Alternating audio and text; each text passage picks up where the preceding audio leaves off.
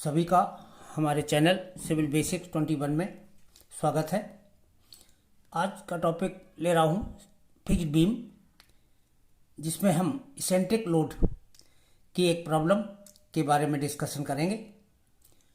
तो स्टार्ट करते हैं। ये एक बीम है, फिक्स्ड बीम है, जिसके दोनों सिरे फिक्स हैं ए बी पर। इस पर एक लोड W लगा हुआ है, ए से स्मॉल ए डिस्टेंस पर और बी से स्मॉल बी की दूरी पर। स्पान इसका L है। ये हम बता चुके थे कि इसके सिरों पर फिक्स्ड इन मूवमेंट डेवलप हो जाते हैं MA, इधर बी सिरे पर MB डेवलप हो जाएगा। ये दोनों मूवमेंट हॉगिंग मूवमेंट होते हैं। इसको हम पहले दो पार्ट में डिवाइड करते हैं। पहले सिंपली सपोर्टेड बीम बनाते हैं जिस पर केवल लोड लगाते हैं, और दूसरा पार्ट जो लेते हैं जिस पर केवल फिक्स्ड इन मूवमेंट लगाते हैं और उस पर लोड नहीं लगाते हैं। दोनों बीमों की हम एनालिसिस करते हैं। उनके हम ये बेंडिंग मूवमेंट डायग्राम बनाते हैं। तो सिंपली सपोर्टेड बीम का जो बेंडिंग मूवमेंट डायग्राम है पहले हम तैयार कर लेते हैं। इसेंट्रिक लोड का मैक्सिमम बेंडिंग मूवमेंट WAB/L के बराबर होता है। ये वैल्यू यहाँ पर आ जाएगी जहाँ पर पॉइंट लोड लगा हुआ है, और इस तरह से ये ट्रेंगुलर शेप में इसका बेंडिंग मूवमेंट डायग्राम प्राप्त हो जाता है। ये फ्री बेंडिंग मूवमेंट डायग्राम है, इसे म्यू डायग्राम भी बोलेंगे। दूसरा इसका फिक्स्ड मूवमेंट डायग्राम है। इसके बारे में जरा देख लें। क्योंकि ये लोड हमारा सिमेट्रिक नहीं लगा हुआ है, मध्य स्थिति में न हो करके एक किनारे को हटा हुआ है, जिसके कारण बी बिंदु पर और ए बिंदु पर दोनों पर जो मूवमेंट डेवलप होंगे वे बराबर नहीं होंगे।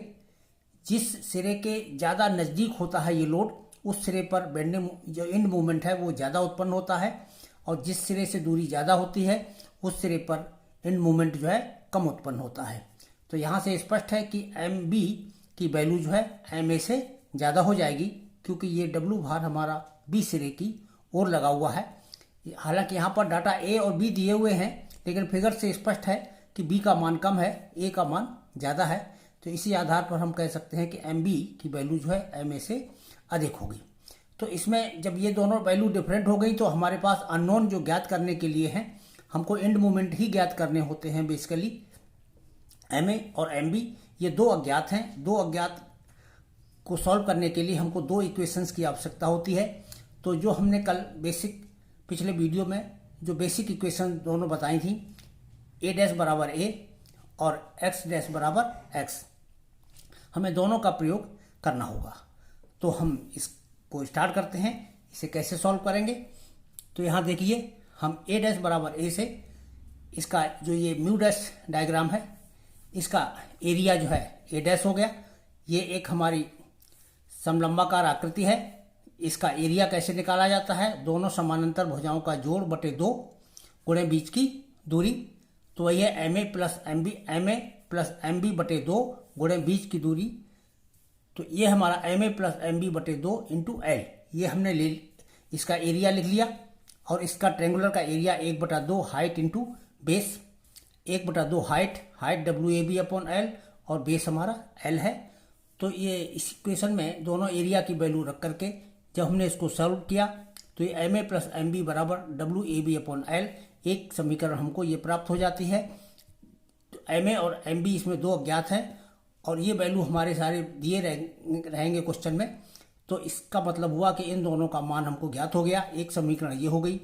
दूसरी समीकरण हमको x बार डैश बराबर x बार से प्राप्त होगी। यानी ये क्या होते हैं? ये इनके सेंटर ऑफ ग्रेविटी होते हैं। तो किसी भी सिरे से हम इनकी दूरी निकाल सकते हैं, लेकिन दोनों की दूरी एक ही सिरे से निकाली जाएगी। ये बात जरूर ध्यान रखें। तो इसमें इस डायग्राम में देखिए, x बार डैश, इसका जो सेंटर ऑफ ग्रेविटी होगा वो x बार डैश कहलाएगा।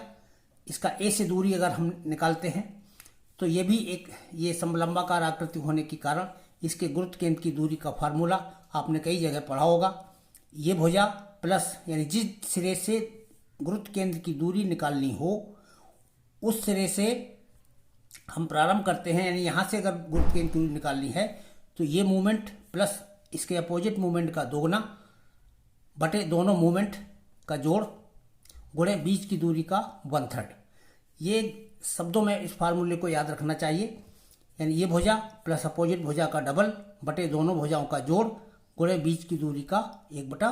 3, तो इंटू L/3। तो इस तरह से MA + 2MB बटे MA + MB इंटू L/3 ये हमारा x डैश हो गया। और x बार, ये x की यहाँ पर x डैश कैसे ज्ञात होगा, ये x डैश बार है। तो ये हमारा इसका गुरुत्व केंद्र निकालने के लिए देखिए यहाँ पर इस सिरे से हमको इस पूरे ट्रायंगल का गुरुत्व केंद्र निकालना है। तो इसका गुरुत्व केंद्र, चूंकि ये दोनों ट्रायंगल इस आकार के हैं, अगर केवल एक ट्रायंगल होता तब तो इसका 2/3 पे हो जाता है। इस ट्रायंगल का अलग से हम निकालें तो भी निकल आएगा, लेकिन दोनों का कंबाइंड जो है गुरुत्व केंद्र निकालने का डायरेक्ट फार्मूला अभी प्रैक्टिस में नहीं होता है। तो हम इसको इसी से पहले इसका एरिया निकाल लें, इसका एरिया निकाल लें और इसका गुरुत्व केंद्र निकाल लें, फिर इसका एरिया निकाल लें A2 और इसका गुरुत्व केंद्र निकाल लें यहाँ से, और फिर A1x1 + A2x2 बटे टोटल एरिया। इससे हमारा इसके x बार ज्ञात हो जाता है। जब हम इसी क्रिया को रिपीट करते हैं, दोहराते हैं, यानी x बार की वैल्यू की गणना करते हैं, तो x बार का मान यहाँ पर देखिए कितना प्राप्त होता है हमको सॉल्व करने के बाद। ये प्रैक्टिस आप घर पर कर सकते हैं, यानी इसका एरिया A1 लिख लें, इसका एरिया A2 लिख लें, इसके गुरुत्व केंद्र की दूरी यहाँ से x1 लिख लें, इसके गुरुत्व केंद्र की यहाँ से दूरी x2 लिख लें, और फिर इसको A1x1 + A2x2 बटे A1 + A2, और इसको जब हम सॉल्व करेंगे तब हमको ये निष्कर्ष प्राप्त होता है कि x बार बराबर A + L/3, यानी A दूरी ये है और L पूरा है, यानी इन दोनों भुजाओं का जोड़, यानी यहाँ से यहाँ तक की दूरी और ये पूरा स्पान, इनका जोड़ का 1/3 जो है ये गुरुत्व केंद्र की दूरी प्राप्त हो जाएगी। हम सुविधा के लिए इस फार्मूले को सीधे ही याद रख सकते हैं।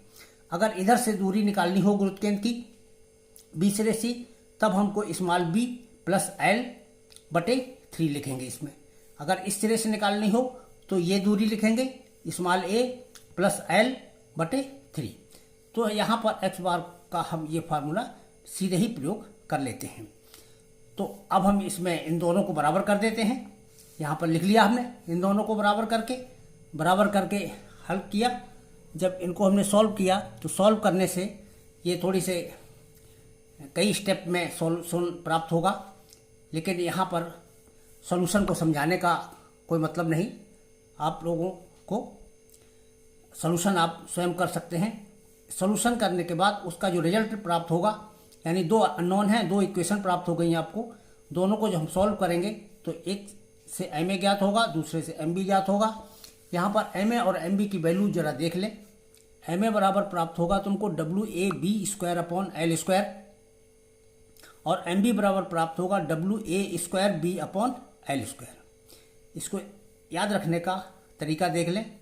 अगर हमको फिक्स्ड इन मूवमेंट ये MA ज्ञात करना है तो इसमें ये A दूरी पर तो एक पावर ही रहेगी, इसकी जो अपोजिट साइड की भुजा है यानी स्मॉल b, इसका स्क्वायर हो जाएगा बटे L²। इसी तरीके से जब हम B का MB ज्ञात करेंगे, यानी ये वैल्यू ज्ञात करेंगे, तो इसमें ये B जो भुजा है ये इस पर एक पावर होगी और इसके अपोजिट A है, यानी B के अपोजिट A है, तो A की पावर 2 हो जाएगी। इसीलिए A की पावर 2 है और B की पावर 1 है बटे L²। तो इस तरीके से हम 1-2 बार प्रयोग करने के उपरांत इस फार्मूले को डायरेक्ट याद कर सकते हैं। और इसेंट्रिक लोड के लिए हमें ये फार्मूला MA और MB की वैल्यू इसी फार्मूले में याद रखनी चाहिए। इसका प्रयोग सीधे ही हम करके बेंडिंग मोमेंट की वैल्यू, इन मोमेंट की वैल्यू जो है ज्ञात कर लेते हैं। इसके बाद रिएक्शन ज्ञात करने के लिए आप देख लें। रिएक्शन के लिए मैंने अभी बताया था कि RA1 ये हमारा सिंपली सपोर्टेड बीम के जो रिएक्शन है, इसकी ये RA1 जो है ये वैल्यू हो जाएगी W × B/L और RB1 हो जाएगी W × A/L। ये आप लोग सब जानते हैं। तो WB/L और WA/L ये हो गया। और RA2 बराबर, ये हमने कल फार्मूला बताया था, अगर हमको एंड मोमेंट के कारण रिएक्शन ज्ञात करनी है, इस सिरे की ज्ञात करनी है, यानी RA2 ज्ञात करना है, तो MA - MB/L से भाग लगाइए। MA - MB/L से ये RA2 ज्ञात हो जाएगा और RB2 इसी तरीके से MB- उधर से MB - MA कर देंगे। केवल न्यूमेरिकल वैल्यू बराबर होती है चिन्ह का फर्क हो जाता है। तो M B minus M A बराबर एल, ये आर बी टू ज्ञात हो गया। इसके बाद आर ए बराबर R A one plus R A two और आर बी बराबर R B one plus R B two. बस इसी फार्मूले से हम दोनों प्रतिक्रियाएं ज्ञात कर लेते हैं। जब ये दोनों प्रतिक्रियाएं ज्ञात हो जाएं तो उसके बाद हम शियर फोर्स डायग्राम भी बना देते हैं। अब इसमें यहाँ फिगर में देख लें, ये तो हमने fix free bending movement diagram बनाया था, ये फिक्स्ड मूवमेंट डायग्राम बनाया है। इस डायग्राम में एम ए की वैल्यू कम है, एम बी की वैल्यू ज़्यादा है, इसलिए ये समलंबाकार आकृति है। दोनों फिगर को जब हम ओवरलैप करेंगे एक दूसरे के ऊपर रिजल्टेंट बेंडिंग मूवमेंट ज्ञात करने के लिए, तो इसमें जो पोर्शन हमारा कॉमन होगा उस पर कोई चिन्ह नहीं लगाते हैं। बाकी इसमें से जो निगेटिव में से जो बचेगा हिस्सा वो हमारा माइनस चिन्ह प्रयोग किया जाएगा, जो पॉजिटिव में से बचेगा वो सिरे में यहाँ प्लस लगाया जाएगा और इधर से भी माइनस में बचेगा तो ये माइनस का। इस तरह से ये हिस्सा जो है हमारा bending movement diagram, resultant bending movement diagram प्राप्त हुआ। यानी पॉजिटिव बेंडिंग मूवमेंट इस जगह पर मैक्सिमम है, यहाँ ये नति परिवर्तन बिंदु है, और ये नेगेटिव बेंडिंग मूवमेंट की मैक्सिमम वैल्यू यहाँ पर प्राप्त होती है। तो इस तरह से ये हमारा बेंडिंग मूवमेंट डायग्राम और शियर फोर्स डायग्राम दोनों प्राप्त हो जाते हैं। अब इसके बाद मैक्सिमम डिफ्लेक्शन की कंडीशन देख ले। इसके पहले आप ये देख लें maximum positive bending movement. Maximum positive bending movement हम कैसे ज्ञात करेंगे? हमारे पास ये रिजल्टेंट बेंडिंग मूवमेंट वही पीछे वाला आपने उतार दिया है, यहाँ पर रिपीट किया है। तो ये मैक्सिमम पॉजिटिव बेंडिंग मूवमेंट उसी जगह पर होगा जहाँ पर पॉइंट लोड कार्य कर रहा है। तो यहाँ से यहाँ तक की जो ये वैल्यू है यही हमारी मैक्सिमम पॉजिटिव बेंडिंग मूवमेंट कहलाती है। हमको यहाँ से यहाँ तक की वैल्यू तो मालूम थी, W A B upon L, ये W A B upon L मालूम थी, लेकिन इस जगह पर ये कितना इसमें से माइनस होगा ये मालूम नहीं है। यद्यपि हम कैलकुलेट करना चाहें तो ये भुजा मालूम है, ये भुजा मालूम है, यहाँ से यहाँ तक की ये दूरी मालूम है, तो इस यहाँ पर हम समरूप त्रिभुज की सहायता से ये दूरी ज्ञात कर सकते हैं। फिर W A B upon L में से ये घटा दें तो ये बचा हुआ हिस्सा, इसको ज्ञात करने का एक और हम सीधा सीधा फार्मूला बताते हैं आपको। सीधे इस बिंदु पर बेंडिंग मूवमेंट ले लीजिए, bending movement at point C. यहाँ पर देखिए हमने बीम को फिर से रिपीट कर दिया है। इसी सी पॉइंट पर जहाँ पॉइंट लोड लगा हुआ है, इसी पॉइंट पर हम इसके किसी एक सिरे पर मूवमेंट ले लें। तो इसके इस सिरे पर मूवमेंट लेने के लिए R B into small B, R B into small B, ये हमारा सैगिंग मूवमेंट हो गया, और ये एम बी ये हमारा हॉगिंग मूवमेंट है। बस यही लिख लीजिए, R B into small B minus M B, ये सी बिंदु पर बेंडिंग मूवमेंट की वैल्यू है। बस आर बी आप निकाल चुके हैं, एम बी भी ज्ञात कर चुके हैं। ये दोनों की वैल्यू जैसे ही रखेंगे तो यहाँ से जो वैल्यू प्राप्त होगी वही हमारी मैक्सिमम पॉजिटिव बेंडिंग मूवमेंट, ये यहाँ से यहाँ तक का ही बेंडिंग मूवमेंट हमको प्राप्त हो जाएगा। इसको और कंपेयर करने की जरूरत नहीं है। तो सीधे सीधे इसी बिंदु पर जहाँ पॉइंट लोड लगा हुआ है, इसी पॉइंट लोड पर हम बेंडिंग मूवमेंट की गणना कर लेते हैं। इसके बाद पॉइंट ऑफ कंट्राफ्रैक्चर के लिए देख लीजिए। इसमें भी देखिए पॉइंट ऑफ कंट्राफ्रैक्चर जहाँ पर बेंडिंग मूवमेंट जीरो हो रहा है, एक पॉइंट यहाँ पर जीरो हो रहा है, ये दो हमारे नति परिवर्तन बिंदु हैं। तो दोनों नति परिवर्तन बिंदु हैं, इनकी दूरी यहाँ से ये दूरी हम x2 मान लेते हैं और यहाँ से ये दूरी x1 मान लेते हैं, दोनों तरफ अलग अलग मान लेते हैं। और हम इसके बाद इस सिरे पर जो जनरल इक्वेशन है वो हम कहीं से x के पदों में ले लेते हैं। तो यहाँ से यहाँ पर बेंडिंग मूवमेंट कितना है, जीरो। तो बेंडिंग मूवमेंट यहाँ से ये मान लो यहाँ पर जीरो है, तो यहाँ से हम जब इक्वेशन बनाएंगे तो बेंडिंग मूवमेंट की इक्वेशन क्या बनेगी, आर बी इंटू एक्स लिखेंगे, आर बी इंटू x2, ये तो पॉजिटिव बेंडिंग मूवमेंट हो गया, और एम बी इसमें से माइनस कर देंगे। तो देखिए R B into x2 minus M B, ये हमारा इस जगह का बेंडिंग मूवमेंट हो गया, और ये बेंडिंग मूवमेंट शून्य के बराबर रख दो तो यहाँ से x2 सॉल्व हो जाएगा। तो R B into x2 minus M B बराबर जीरो है, तो एम बी इधर चला जाएगा, तो x2 बराबर हमारा एम बी बटे आर बी हो जाएगा। यानी x2 की वैल्यू एम बी बटे यानी इस सिरे का मूवमेंट बटे इस सिरे की रिएक्शन, इन दोनों का अनुपात ही ये पॉइंट ऑफ कंट्राफ्रैक्चर की दूरी के बराबर होता है। तो एम बी बटे आर बी। इसी तरीके से दाहिने सिरे बाएं सिरे पर हम मूवमेंट लेकर के ये इसी तरह से बिल्कुल सिमिलर वे में ये निकाल लेंगे कि x1 का मान एम ए बटे आर ए के बराबर होता है। यानी इन मूवमेंट अपॉन रिएक्शन। तो एंड मोमेंट अपॉन रिएक्शन यही हमारी यहाँ से यहाँ तक की दूरी यानी नेट परिवर्तन बिंदु की इस तरह से दूरी हो जाएगी। तो इस तरह से हम x1 और x2 बड़े आसान फार्मूलों के द्वारा ज्ञात कर सकते हैं। ये आपने ज्ञात कर ली। इसके बाद मैक्सिमम डिफ्लेक्शन ज्ञात करवाया गया हो तो इसको भी देखें। अगर इसमें पूछा गया हो कि मैक्सिमम डिफ्लेक्शन की वैल्यू क्या होगी, तो मैक्सिमम डिफ्लेक्शन के लिए हम सबसे पहले बेंडिंग मोमेंट की जनरल इक्वेशन बनाएंगे। बेंडिंग मोमेंट की जनरल इक्वेशन के लिए यहाँ देख लीजिए, ये ए सिरे से x दूरी पर एक सेक्शन हमने लिया है। इस सेक्शन से इसके बाईं तरफ के बलों का मोमेंट लेंगे। तो यहाँ हम मोमेंट लेते हैं, यहाँ से आर ए इंटू एक्स, ये हमारा मोमेंट जो है सैगिंग मोमेंट है और एम ए हमारा ये हॉगिंग मोमेंट है। तो इसी हिसाब से हमने एम ए में माइनस का चिन्ह लिया है और आर ए इंटू एक्स में ये पॉजिटिव प्लस का चिन्ह लिया है। इक्वेशन हमने यहीं पर बना दी, R A into X minus M A, ये हमारी जनरल इक्वेशन हो गई। और इस बेंडिंग मोमेंट को हम E I D two by over D X square के बराबर रख लेते हैं। तो ये हमारी डिफ्लेक्शन इक्वेशन या मूवमेंट इक्वेशन हो जाती है।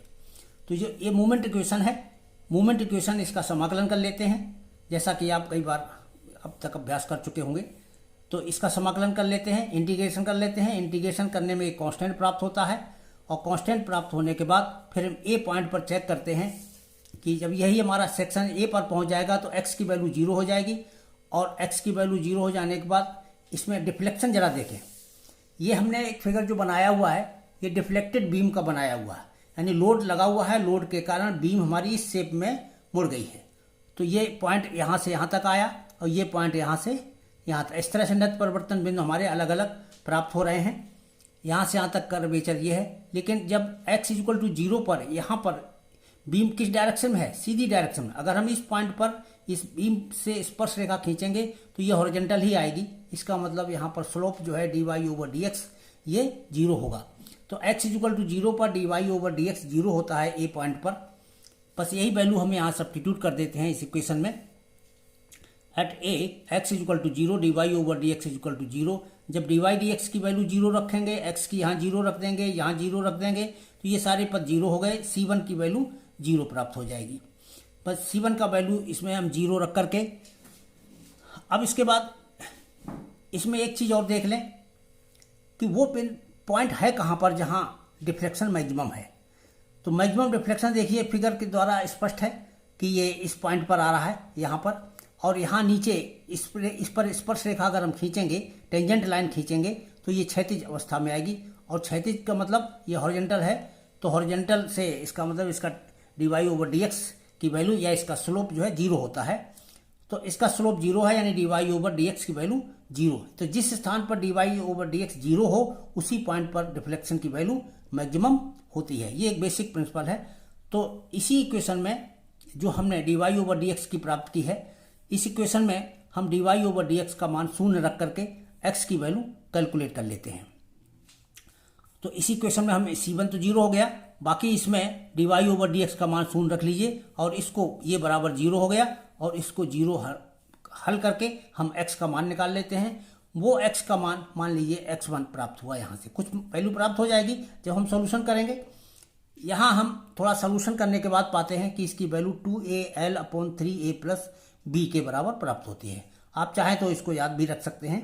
वैसे मेरा सुझाव तो यही है कि इस तरह के जटिल फार्मूलों को याद रखने, ये कंसेप्ट याद रखें आप। कंसेप्ट के द्वारा जो भी, क्योंकि क्वेश्चन में डाटा दिए रहते हैं, डाटा में W का मान दिया रहेगा, स्पान दिया रहेगा, वो सब वैल्यू तुरंत सॉल्व होकर के सिंपल पे में आ जाएंगी। एक जटिल फार्मूले को अनावश्यक रूप से कंठस्थ करने की आवश्यकता नहीं है। फिर भी अगर कुछ लोग याद रखना चाहते हैं तो याद रख सकते हैं कि इसके, लेकिन क्वेश्चन में केवल यही केस नहीं होता, तमाम वेरिएशन होता है। एक लोड की जगह 2 लोड आ जाते हैं, 2 की जगह कम्बिनेशन ऑफ लोड आ जाता है, तो फिर क्वेश्चन बहुत जटिल। तो ये बेसिक कंसेप्ट लेकिन हर जगह कार्य करता है। बीम में कितने भी लोड लगे हों, कंबाइंड लोड लगे हों, जहां पर D Y over D X की वैल्यू 0 होगी और उसको सॉल्व करने से जो एक्स का मान प्राप्त होगा उसी एक्स पर हमारा डिफ्लेक्शन मैक्सिमम होता है। बस इतना ही अगर याद है तो ये हमारा हर तरह के केस में कार्य करेगा।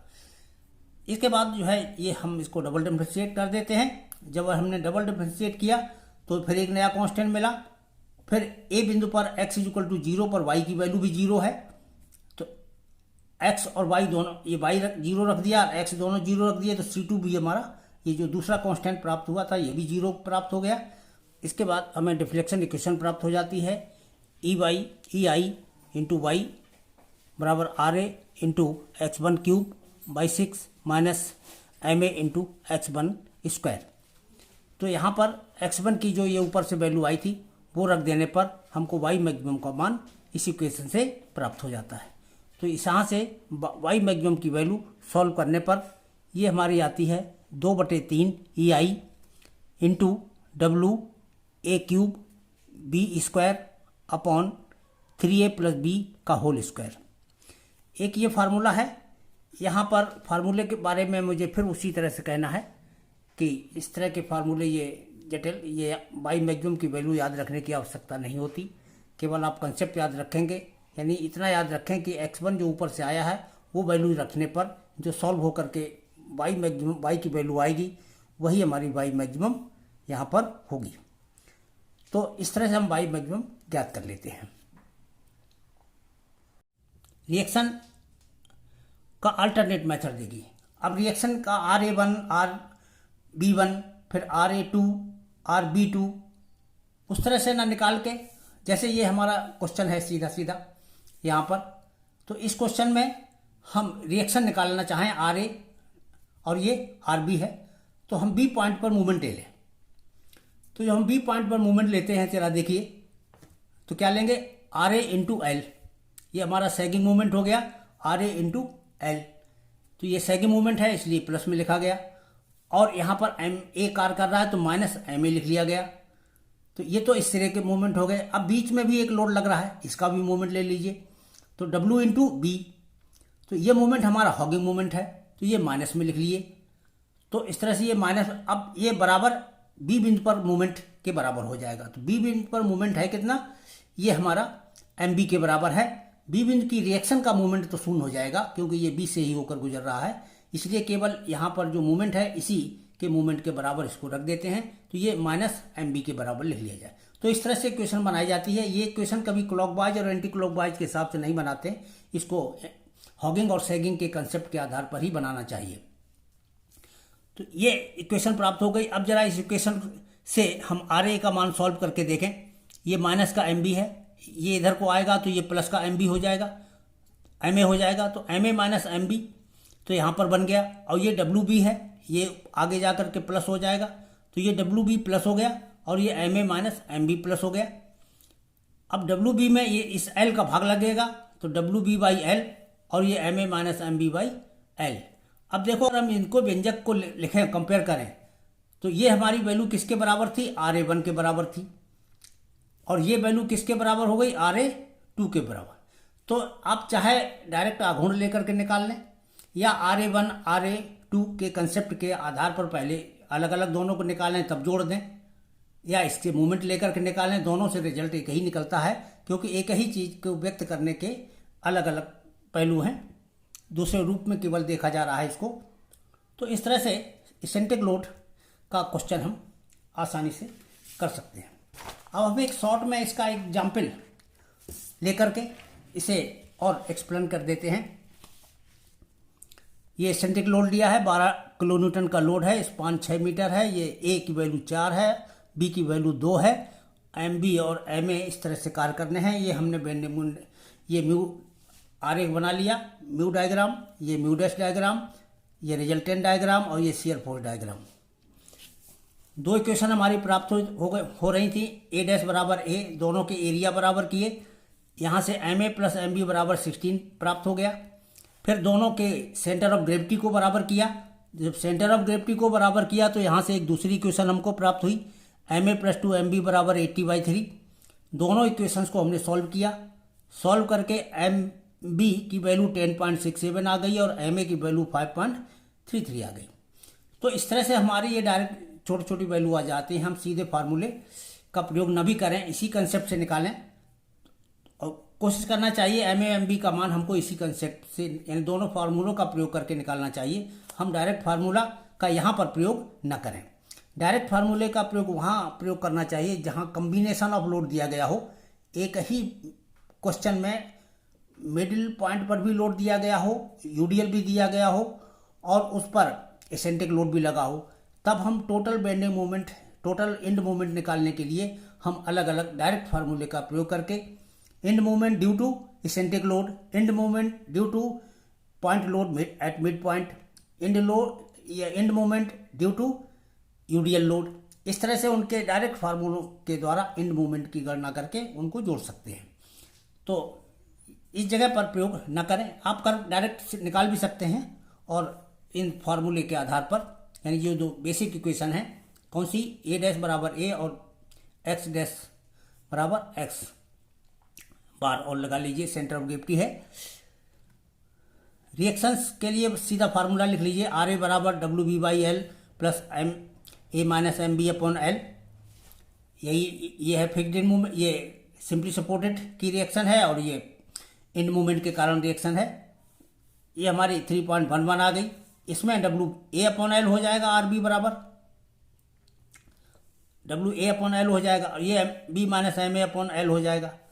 इस तरह से ये दोनों रिएक्शन भी सीधे ज्ञात हो जाएंगी। क्वेश्चन कठिन नहीं है, अगर पीछे का कंसेप्ट आपने ध्यान से समझ लिया है तो आर ए आर बी आप तुरंत ज्ञात कर लेते हैं। मैक्सिमम पॉजिटिव बेंडिंग मूवमेंट के लिए अभी बताया था कि सी पॉइंट पर बेंडिंग मूवमेंट की गणना कर लो, R B into B minus M B, R B into B और माइनस एम बी, ये करेंगे तो सी पॉइंट पर बेंडिंग मूवमेंट की वैल्यू आ जाएगी और सी पॉइंट पर जो बेंडिंग मूवमेंट है वही हमारा मैक्सिमम पॉजिटिव बेंडिंग मूवमेंट के बराबर होगा। ये प्लस में आएगा, प्लस 7.11। तो यहाँ की ये वैल्यू जो है हमको ज्ञात हो गई, ये यहाँ से यहाँ तक कितना होगा। जब ये ज्ञात हो गया, इधर एम बी हमको ज्ञात ही है, वो हमने वैल्यू यहाँ नोट कर ली, ये एम बी की वैल्यू है, ये एम ए की वैल्यू है, ये मैक्सिमम पॉजिटिव बेंडिंग मूवमेंट की वैल्यू है। अब पॉइंट ऑफ कंट्राफ्रैक्चर, यानी पॉइंट ऑफ कंट्राफ्रैक्चर के लिए अभी हमने बताया था कि x2 अगर ज्ञात करना है, ये ज्ञात करना है, तो इसका बेंडिंग मूवमेंट बटे इसकी रिएक्शन, इन दोनों का एम बी बटे आर बी, इससे भाग लगाइए तो ये दूरी ज्ञात हो जाएगी।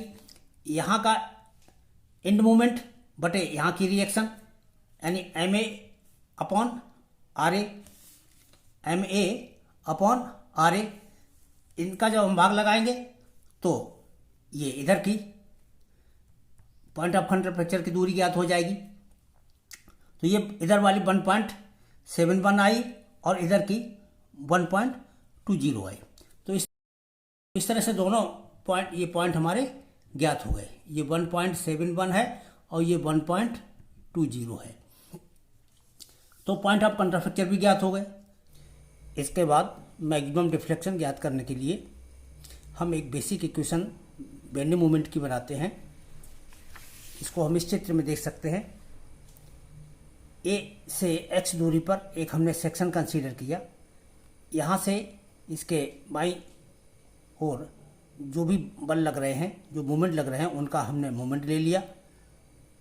तो यहाँ से मूवमेंट लेते हैं तो आर ए इंटू एक्स, ये एक मूवमेंट हुआ, ये हमारा सैगिंग मूवमेंट है, इसलिए इसको प्लस में लिखा जाएगा। और एम ए जो मूवमेंट है, ये हमारा हॉगिंग मूवमेंट है, इसको माइनस में लिखा जाएगा। बस यही हमारी जनरल इक्वेशन है।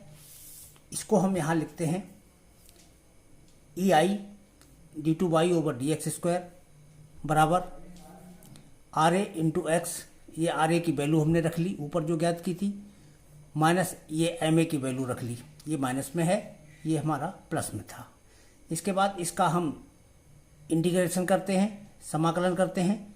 तो इंटीग्रल करने से E I D Y over D X हो जाएगा और यहाँ पर 3.11 इंटू एक्स स्क्वायर बाई 2 हो जाएगा, माइनस 5.33 इंटू एक्स आ जाएगा, प्लस एक C1 कांस्टेंट आ जाएगा। फिर ए पॉइंट पर हम देखते हैं कि एक्स की वैल्यू 0 है और D Y over D X की वैल्यू भी 0 है। इन दोनों की वैल्यू 0 होने के कारण यहाँ पर जो है इस समीकरण में जब हम रखते हैं मान, तो C1 का मान भी 0 हमें प्राप्त हो जाता है। C1 का मान 0 हम इसी समीकरण में सब्स्टिट्यूट कर देते हैं तो हमको एक इक्वेशन मिलती है जो कि D Y over D X ज्ञात करने के लिए प्रयोग की जाती है। ये हमारी दूसरी इक्वेशन है। अब हम इसी समीकरण का फिर से समाकलन करते हैं तो ई आई वाई हो जाएगा और यहाँ पर 3.11 11/2 इंटू एक्स स्क्वायर है तो ये एक्स क्यूब बाई 3 हो जाएगा, -5.33 इंटू एक्स है तो एक्स की स्थान पर एक्स स्क्वायर बाई 2 हो जाएगा, प्लस एक नया कांस्टेंट C2 भी आ जाएगा।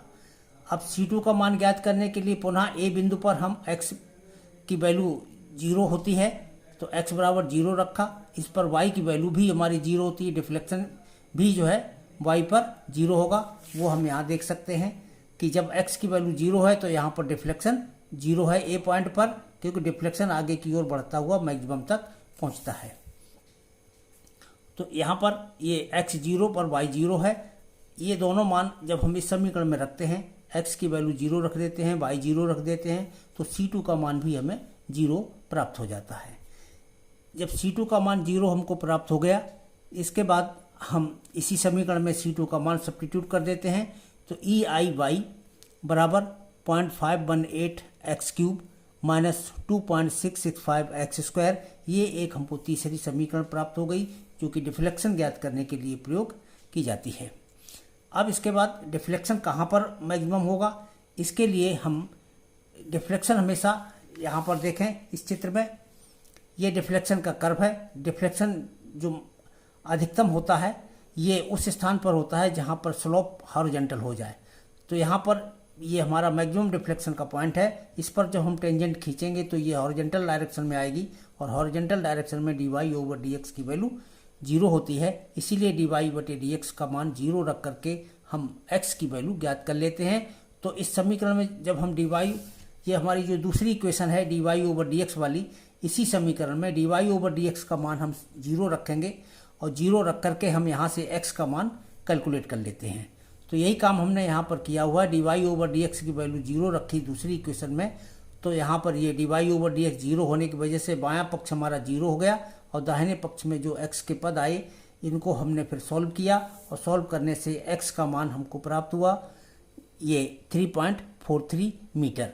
ये a से 3.43 मीटर की दूरी पर हमारा डिफ्लेक्शन जो है मैक्सिमम होगा, यानी जो मैक्सिमम डिफ्लेक्शन के बिंदु की a बिंदु से दूरी जो है ये हमको ज्ञात हो गई 3 अब हम डिफ्लेक्शन की इक्वेशन से, जो डिफ्लेक्शन की तीसरी इक्वेशन है उसमें x का यही मान रख करके हम डिफ्लेक्शन की वैल्यू ज्ञात कर लेते हैं। यही हमारा मैक्सिमम डिफ्लेक्शन होता है।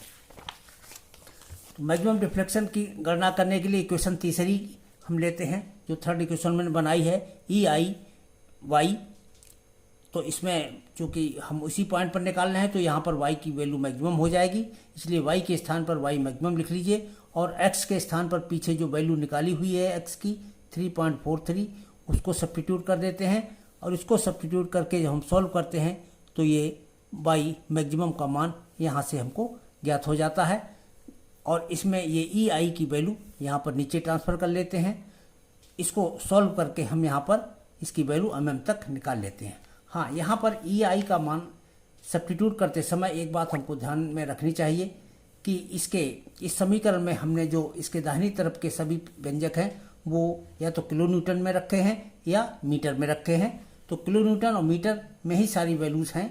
तो जबकि E और I की वैल्यू जनरली क्वेश्चन में न्यूटन और मिलीमीटर के पदों में दी जाती हैं, इसलिए इनको पहले हम किलो न्यूटन और मीटर के पदों में कन्वर्ट कर लेते हैं। तो यहाँ पर देखिए ब्रैकेट में दर्शाया है E की वैल्यू क्वेश्चन में जो दी गई है वो 2 × 10⁵ है न्यूटन पर mm स्क्वायर। इसको हम किलो न्यूटन पर मीटर स्क्वायर में कन्वर्ट कर लेते हैं।